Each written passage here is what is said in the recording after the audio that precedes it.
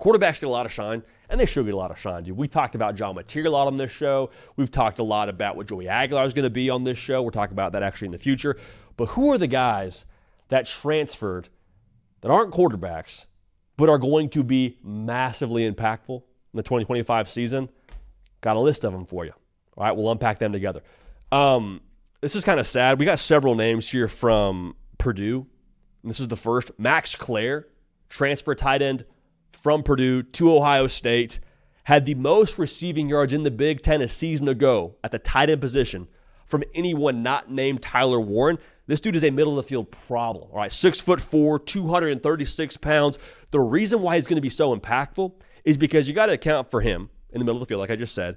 But when you do that, you also got to give safety help to Jeremiah Smith, also to Brandon Ennis, also to Mylan Graham. Like you can't account for all these different individuals on Ohio State's offense and also account for Max Clare in the middle of the field. So one way or another, someone's going to eat. Now, a lot of this will be on Julian Sand to deliver the pill to these guys and make sure he maximizes what defenses aren't able to account for. That's a big part of this. But Max Clare, I'm just telling you, when the Ohio State offense blows up here in 25 in their passing game, make no mistake about it, he will be a big part of that. I think he's probably one of the best tight end pieces they've had in some time there in Columbus, for my money. So Max Clare, big time get for Ohio State. Hope his presence will be felt here this coming fall. Now from the Cal rhythm, running back, Jaden Ott, transferring from Cal to Norman, Oklahoma. What he brings to the table for me, he just supercharges everything Oklahoma is going to do on offense. It makes everything harder to stop in Norman. Like the RPO game. You want to account for Jaden Ott? You want to account for Dion Burks in the second level of your defense? You want to account for John Mateer and his legs? Like, just same thing we said with Max Clare is true of Jaden Ott. There's so much with him that you have to deal with. And there's so much within the offense you have to deal with to where I don't think you can check all of the boxes when you defend Oklahoma.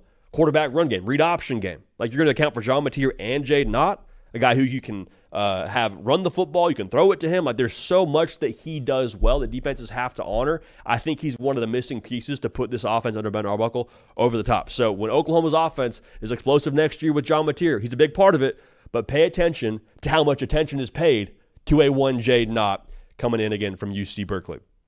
Our second Purdue player of this list will not be the last. Oregon safety Dylan Theamman, really good player. All right, that's the obvious part. I mean, he was super productive at Purdue a season ago. He is a triple-digit tackle guy. Like he's a baller for you. That's the obvious part. I love as much for Oregon what they're getting with him on the field as they're getting in the locker room. It sounds a little bit cliche, but like Oregon's going to be good in the secondary, I think, because of what he brings to the table.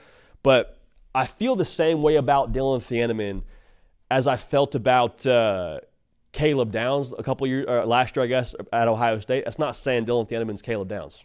Hear me clearly. Dylan Theamman, everything you hear about him from the folks in Eugene is this dude is about football. He is about himself being an NFL draft pick. He does everything possible to be a first-round NFL draft pick is what I have been told. So when that's the way that a guy who just transferred into Eugene is operating, think about the pressure that puts on everyone else in the DB room. The pressure it puts on everybody else on the defensive side of the football. When you have someone who goes about their business as a professional, I think it raises everyone else's level of play. And for Oregon, that's definitely going to be something that benefits them here in 2025 as they seek to go finish business here and go win a national championship. Georgia Tech transfer wide receiver to Auburn, Eric Singleton. The best way to put this, he's a weapon. He's a matchup winner. And you give Hugh Freeze a Swiss Army knife matchup winner in Eric Singleton, I think it's going to elevate Jackson Arnold's play. I think it's going to take pressure off of Cam Coleman. Hugh Freeze has not had someone like Eric Singleton since he got to Auburn a part of his offense. He's had good players, had some young players, but to be able to move him in the slot, move him out wide, heck, put him in the backfield if you wanted to. Like, to be able to break rules for a defense and create matchups in that way just makes everybody's life better. Makes everyone's life easier on offense. Now, in Auburn last year, they were good, but they weren't able to finish and get in the end zone.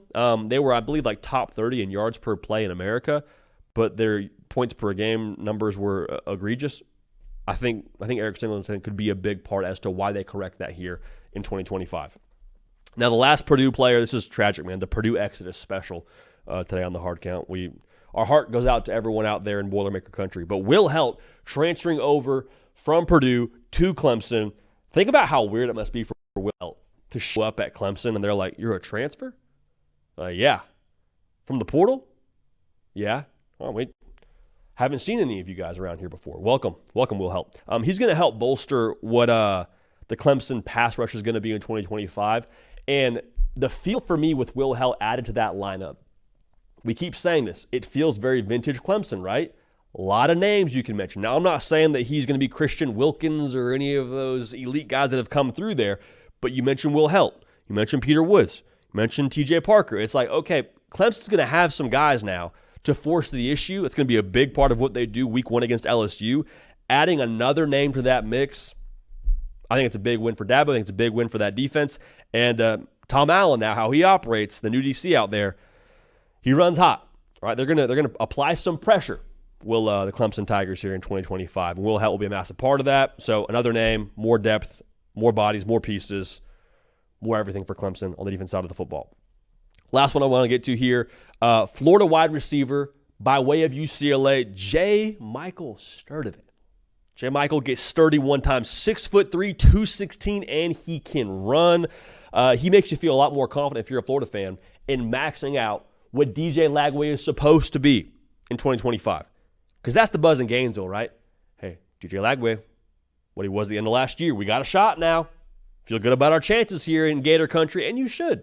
What last year was exciting, but DJ Lagway will only take you as far as your wide receiving core is able to equip him to take you. All right? Now, what he does to me, obviously the potential is exciting and the ceiling for him is exciting. I think he's a floor changer for the wide receiver room because outside of him, there's a lot of youth. Eugene Wilson's a guy you're obviously excited about if he can stay healthy, but like you're talking about Dallas Wilson, Mr. 2 Bills in the spring game, great, true freshman. Aiden Mizell, young buck, want to see more from him. There's a lot of youth there, but when you add J. Michael Sturdivan into the mix with some production coming over from UCLA and the body of work that he brings to the table physically, you feel a lot better about, okay, the floor should be a good bit higher based on having him in the game for us in the offense and defense is having to account for him and the way he can help DJ Lash. So a lot of names to account for here across college football. That's just, 1, 2, 3, 4, 5, 6 of them. We could have done probably 10 to 15. Maybe we'll do the segment again, but a lot of guys to keep track of. Quarterbacks get a lot of shine. They should, but there's a lot of portal pieces playing other positions that are going to have a huge impact on the 2025 season. That is the wonderful sport that is college football.